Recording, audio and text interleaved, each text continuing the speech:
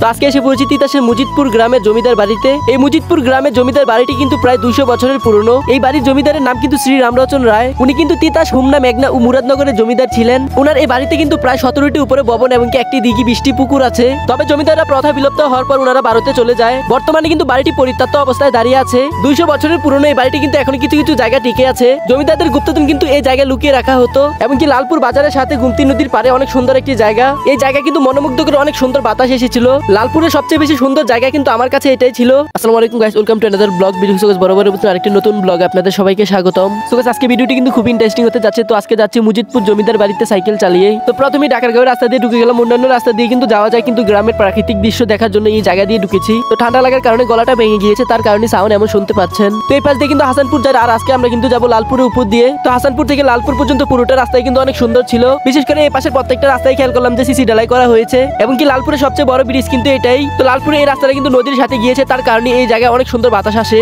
তো লালপুর বাজারের সাথে অনেক সুন্দর একটি জায়গা দেখলাম। এই জায়গাটা কিন্তু বটতলা। এই জায়গায় কিন্তু বটগাছ থাকার কারণে এই জায়গার নাম বটতলা দিয়ে দিয়েছি। লালপুরের সবচেয়ে নীরব জায়গা কিন্তু সেটাই ছিল। তো আমি কিন্তু নতুন একটি ইউটিউব চ্যানেল খুলেছি। ইউটিউব চ্যানেলের নাম কিন্তু সিবাদন ব্লগ। সেই জায়গায় কিন্তু সাবস্ক্রাইবার খুবই কম, সবাই সাবস্ক্রাইব করে আসবেন। তো এই পাশ দিয়ে কিন্তু গৌরীপুর যায়, আর আজকে কিন্তু আমরা যাবো শাহপুরের উপর দিয়ে। তো শাহপুরের বাম পাশ দিয়ে কিন্তু একটি রাস্তা গিয়েছে, এই রাস্তা দিয়ে কিন্তু আজকে মুজিদপুর যাবো। সো যাওয়ার সময় রাস্তার পাশে অনেক সুন্দর একটি বাড়ির সাথে দেখা হয়ে গেল। বাড়িটি কিন্তু অনেক সুন্দর ছিল। তো কয়েকদিন ধরে কিন্তু প্রচুর পরিমাণে বৃষ্টিপাত হচ্ছে, তার কারণে আবহাওয়াটা একেবারে ঠান্ডা। সো রাস্তার সাথে আরেকটি বিল্ডিং এর সাথে দেখা হয়ে গেল। এই বিল্ডিংটি কিন্তু অনেক সুন্দর ছিল। কয়েক মাস ধরে কিন্তু প্রত্যেকটা বিল্ডিং সোনালী রং এবং কি সাদা রঙের করা হচ্ছে। এই পাশে এসে মোটো প্রস্তুত ছিলাম না, কারণ এই পাশে রাস্তাটা খুবই খারাপ। তো খারাপ রাস্তা কিন্তু অল্প ছিল। তো এই পাশ দিয়ে এসে দেখি যে ভালো রাস্তা। তো গুগল ম্যাপ দেখে কোনো জায়গায় গেলে এমনই অবস্থা হয়। গ্রামের রাস্তাগুলো যেমন অবস্থা হয় আর কি, প্রত্যেকটা রাস্তায় খেয়াল করলাম যে এই জায়গার রাস্তাগুলো কাঁচা রাস্তা। তো অবশেষে কিন্তু মুজিদপুরে 3 রাস্তার মোড়ে এসে পড়লাম। তো আজকে কিন্তু এই রাস্তা দিয়ে মুজিদপুর গ্রামে যাবো। আর সামনে যে ঈদগাহ মাঠটি দেখতে পাচ্ছেন, এই ঈদগাহ মাঠটি কিন্তু মুজিদপুরে কেন্দ্রীয় ঈদগাহ মাঠ। তো মুজিদপুরে জমিদার বাড়িতে যাওয়ার জন্য বাম পাশে একটি রাস্তা গিয়েছে, এই রাস্তা দিয়ে ঢুকে গেলাম। তো এটাই কিন্তু মুজিদপুর জমিদার বাড়ির রাস্তা। তো সাইকেলগুলোকে গাছের সাথে তালা দিয়ে মুজিদপুর জমিদার বাড়িতে ঢুকে গেলাম। তো এই বাড়ির জমিদারের নাম কিন্তু ছিল শ্রী রামলোচন রায়। উনি কিন্তু তিতাস, হুমনা, মেঘনা ও মুরাদনগরের জমিদার ছিলেন।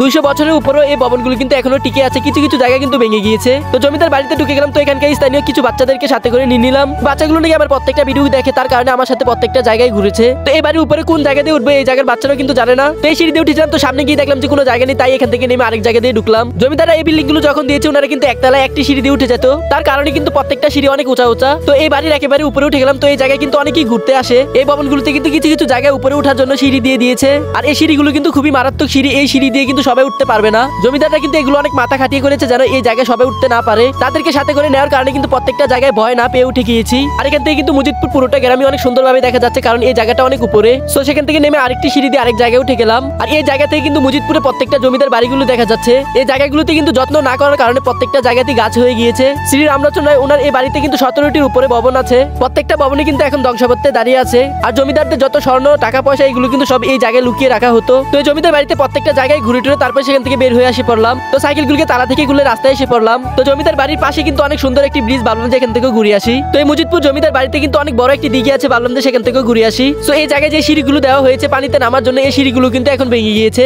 এই দিঘিগুলো কিন্তু সেই সময়কালই করা হয়েছিল। তো এই দিঘি দক্ষিণ পাশ দিয়ে ঢুকে গেলাম। এই জায়গাটা দেখলাম যে অনেক সুন্দর, তাই এই জায়গায় ঢুকেছি। আর এই জায়গাটা কিন্তু পুরো চকের সাথে মিলিত হয়েছে। তো এই জায়গায় কিন্তু অনেক পুরনো একটি প্রাথমিক বিদ্যালয় আছে। এই প্রাথমিক বিদ্যালয়ের পাশে কিন্তু আরেকটি নতুন প্রাথমিক বিদ্যালয় করা হয়েছে, সেই জায়গায় মনে হয় এখন পড়াশোনা করা হয়। তো এই জায়গায় অনেক সুন্দর একটি জিলাপি গাছ দেখলাম। তো সেই গাছে উঠে অনেকগুলো জিলাপি পেরে নিলাম। ছোটবেলায় কিন্তু এগুলোকে সবাই জিলাপি বলতো, তার কারণে আমরা এগুলোকে জিলাপি বলি। তো এগুলোর মনে হয় সঠিক একটি নাম আছে, পারলে কমেন্টে জানিয়ে দিবেন। তো সেখান থেকে বের হয়ে মুজিদপুর গ্রামের আরেকটি সুন্দর একটি জায়গা দেখলাম, ভাবলাম যে এখান থেকে ঘুরে আসি। তো এখান থেকে কিন্তু আমাদের বাড়িতে যেতে অনেক সময় লেগে যাবে, তাই ভিডিও বেশি বড় করতে চাই না। তো ভিডিওটি ভালো লাগলে সবার কাছে শেয়ার করে ছড়িয়ে দিবেন। সো আজকে ভিডিও এখানে সমাপ্ত করছি। আমাদের ইন্টারেস্টিং ব্লগ ভিডিও দেখতে আমাদের পেজটাকে ফলো দিয়ে রাখবেন, এমনকি লাইক, কমেন্ট করে যাবেন। আসসালামু আলাইকুম।